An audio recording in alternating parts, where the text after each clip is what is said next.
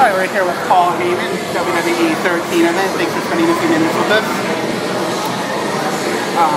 So first of all, obviously you returned to the WWE this year. What has been the reaction, the response since your return? Well, it depends on from whom.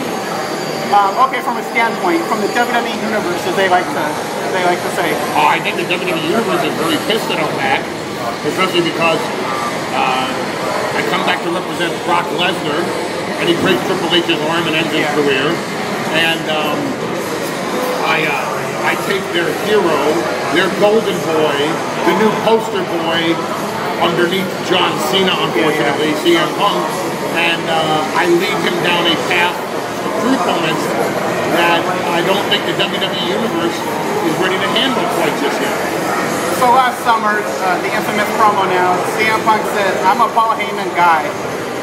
What exactly does it take to be a Paul Heyman guy?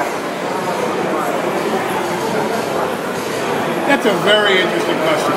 I think what it takes to be a Paul Heyman guy is a level of charisma that stands out above all others, and yet a lack of appreciation from the decision makers who can in an instant push a button and distribute your content and expose your persona to a global audience. And I like to champion the cause of people who have that extraordinary, remarkable gift and talent that others in the position to showcase them don't see. Like a director who takes an unknown actor and leads him to the Academy or her to the Academy Award. And that's how I see what a Paul Heyman guy is. So, if you had your choice, who would you bring into the fold who's not currently there? I know another name Punk dropped last summer was Colt Cabana. Is there maybe him or someone else? I'm a huge Colt Cabana fan. I don't know if you've ever seen his podcasts, but I mean they are just the damnedest podcasts that are available today. I don't know if the next person I would bring into the fold is actually in the business of professional wrestling at the moment. Okay. I would be most interested in Cyborg.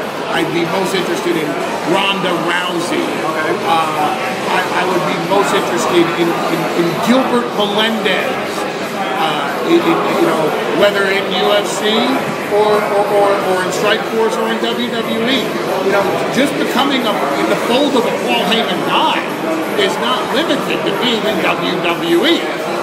So what's your opinion then of how some people, they've gone from, like Brock, for example, WWE, UFC, didn't really get the respect he deserved until he started beating people up, and then now he's back with WWE. What do you think about maybe MMA fighters, maybe they don't realize how tough WWE is, and maybe vice versa?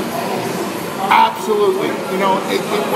When Brock Lesnar choked out Shane Carwin, I remember Ariel Helwani had asked me, do I think WWE superstars will find this as their moment of vindication?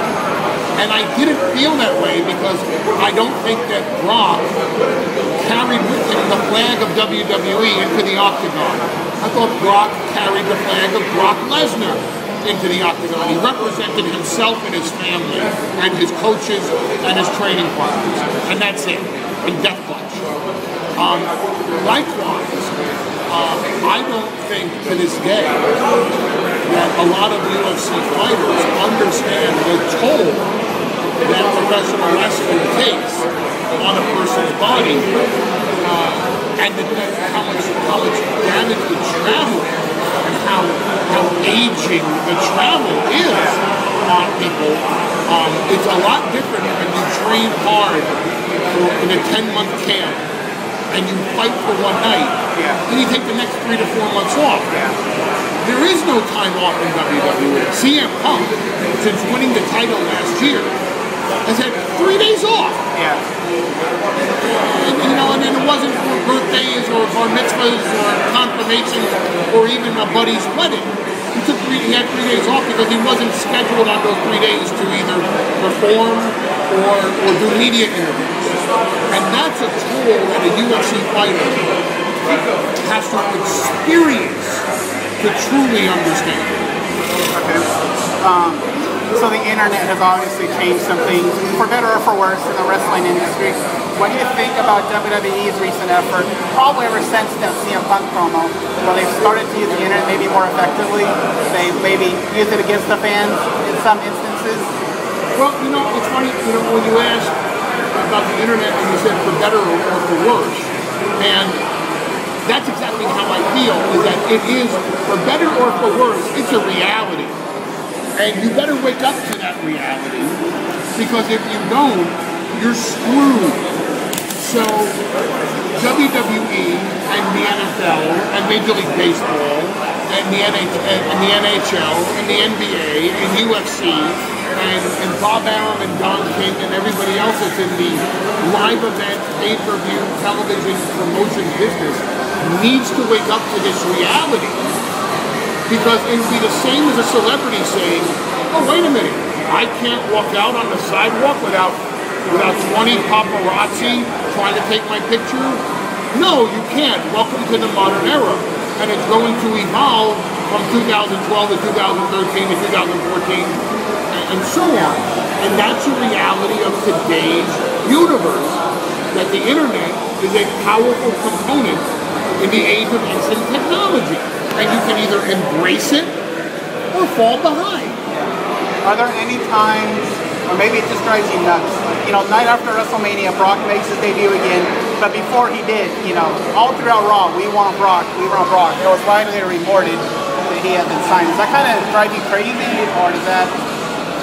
It doesn't matter if it drives me crazy, or drives Vince McMahon crazy, or drives Brock Lesnar crazy. It's a reality of the situation, and it's something that has to be dealt with in every decision that you make, because there's nothing you can do to change it, so you have to embrace it and move forward with the knowledge that it's going to happen, or it's just going to keep happening to you and you say, well, damn it, why did that happen? Well, it happened because you know it's going to happen, so deal with it. Yeah. Speaking about the game specifically, have you seen much of WWE 13? What are your thoughts on it? Oh, I've seen a lot more than I'll ever own up to or admit to. And I've had my kids preview it for me because I trust their take on it far more than my own. Because I'm still trying to learn the difference between a BlackBerry and an iPhone. So you're asking me about the specifics of the gaming components. Yeah. I'm going to come off like a complete idiot. But my kids tell me it's a really cool game, and that the features on it are up to date and cutting edge. So I can vouch for that because my kids tell me it's so. Yeah. And if they lead me in the wrong way and have me vouch for something that's inaccurate, then they're going to be eating peanut butter and jelly sandwiches at lunch for the next 2 years. Yeah. What were your thoughts about the Attitude Era? Were you a fan of it? I don't think you were in WWE too much. No, I wasn't. Yeah, you were in ECW. I was running ECW at the time. I was a big fan of the Attitude Era because it was a huge boom period for the industry. And anything where the industry is on fire to that extent is going to be something I'm a fan of.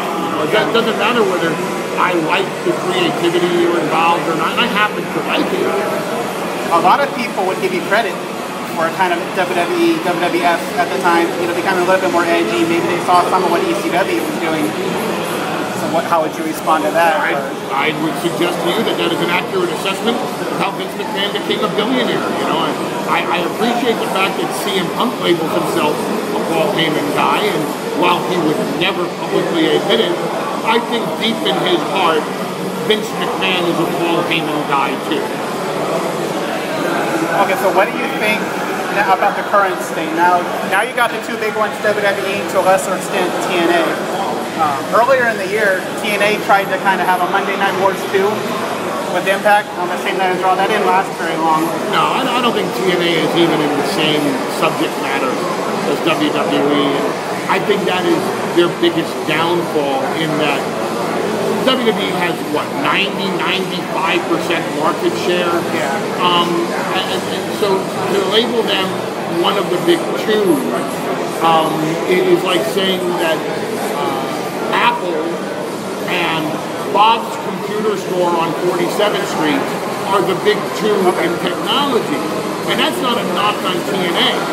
I wish that they were bigger. I want Spike TV to promote them more. I wish more licensees would come on board with TNA. Competition is a wonderful, wonderful thing. And there are a lot of advantages to a hot promotional war or a hot television war. I've always been of the opinion, I was very public about it a couple of years ago, that TNA just can't get out of its own way. Yeah. And when they do, if they do, I think they will become a far more vibrant competitor for another 5, 10, 15, 20% market share that WWE just dominates at this time. When you weren't with WWE, there were a lot of fans that were wanting you to go to TNA, maybe if they would kind of turn over creative to you. Can you say, were you ever approached at all? Was that just kind of like a wish list for fans? No, I was actually very close to actually doing it. But I wanted the Dana White deal. Yeah. I think the fans wanted you to have the Dana White deal, take over and kind of, you know. And I agree with their assessment as well. You know, I want the minority share in the company. I wanted the ability to take it public when the time was right. And I wanted to completely revamp every single solitary speck of their presentation. Yeah. Because right now, even to this day, I think what they present is WWE light. That's the vibe I've always gotten from it. And I think that they needed to brand what their product is and give a totally different concept to their vision and version of wrestling, pro wrestling, sports entertainment, however you want to categorize it. They needed to brand it their own instead of trying to lump themselves in with the same category as WWE. Part of the problem, at least in my opinion, outsider's opinion, they don't promote it very well. Like when Raw, like I live in the Fresno area in California. Raw was there a few weeks ago. Vicky Guerrero was on, you know, the local TV station, the local radio station, always talking about WWE. The TNA stuff never seemed to go out there. You know, like WrestleMania, you see Cena or Punk or someone on Leno advertising. TNA never seems to really do any of that. But you know, here's the thing though. What would they talk about? I don't understand. If you put someone from that organization on television and say, tell me what makes your brand superior to WWE, what did they honestly say that makes their brand superior? Good point. Have they offered a match that is as good as CM Punk versus Daniel Bryan? Have they offered a star-driven main event, the magnitude of Brock Lesnar versus Triple H? And I'm not saying this as criticism of TNA. I want them to do better. In many ways, I need them to do better. And not just because of the competitive aspect of the industry. The television industry, the licensing business, the advertising industry looks at WWE and they will look at TNA because they're on Spike TV. Yeah. The same way Dana White has concerns about smaller MMA organizations that can disrupt the day-to-day business of UFC as the representative of MMA on a global perspective. I'm concerned that a lack of creativity, a lack of marketing, a lack of differentiation between the products. I don't care where they take their product. They can make their product hardcore R-rated. I'm not concerned with the perception of family entertainment. That's not where I'm coming from. I'm coming from just the perception of, hey, wrestling is a hot ticket. Because at this moment, nobody can claim that. If for no other reason, because look at them. Okay, so then this is obviously the PG era in WWE. A lot of fans would like a return to the Attitude Era, a little bit more edgy programming. how would you feel about that as both someone who's in WWE and as a parent? Well, it doesn't matter how I feel about it because there's only one man that's going to make that decision. And that man's name is Vince Infinity McMahon. And his vision right now is a PG-rated product that reaches out for licenses like THQ video games and Mattel and other PG skewering licensing. And you're either on board with that vision and moving the product in that direction, or you're on the outside looking in. So whether I would like a return to an edgier product, or this guy or that guy would like a return to an edgier product, it ain't gonna happen. Not until Vince McMahon changes his mind. And I can pretty much guarantee that this is the direction we're going to be going in for quite some time. Okay, and final questions, and I think of someone else waiting. Fuck them. You waited, they can wait too. Yeah, final question. Okay, so we talked about, how about Ring of Honor? If there was a number 2, do you think maybe a Ring of Honor, if they were able to land a deal, like a Spike TV? No. Or something? No. Then they have like a Daniel Bryan and a CM Punk, and at one point, obviously. But the manner in which they... Maybe the mad marketing machine behind it, maybe? I don't think there's a marketing machine that can take that concept and bring it to the wide scale.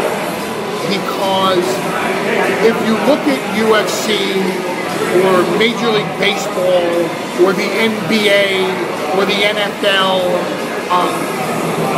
I don't care if Tampa Bay and Houston win 100 straight games in Major League Baseball. They're both 100-0. And now those two teams are going to be featured in the game of the week. If you have on the other network the Yankees against the Red Sox, that's going to be a higher rated game. Very true. Why? Because the Yankees and the Red Sox have star power. They have name recognition. The same way the Knicks versus the Celtics, or the Celtics versus the Lakers, or a three-way dance between the Knicks and the Celtics and the Lakers will always outdraw Indiana versus San Antonio. And it's the same way with Ring of Honor. They can present great action with phenomenal professional wrestlers, but they're not in the business of making stars. And until they get in the business of making stars, they are filling a niche product. And there's an audience for that, but it's boutique. And it's not multi-million dollar profits, and it's not on a global scale. All right. Well, thank you very much. Thank you very much, sir. A pleasure.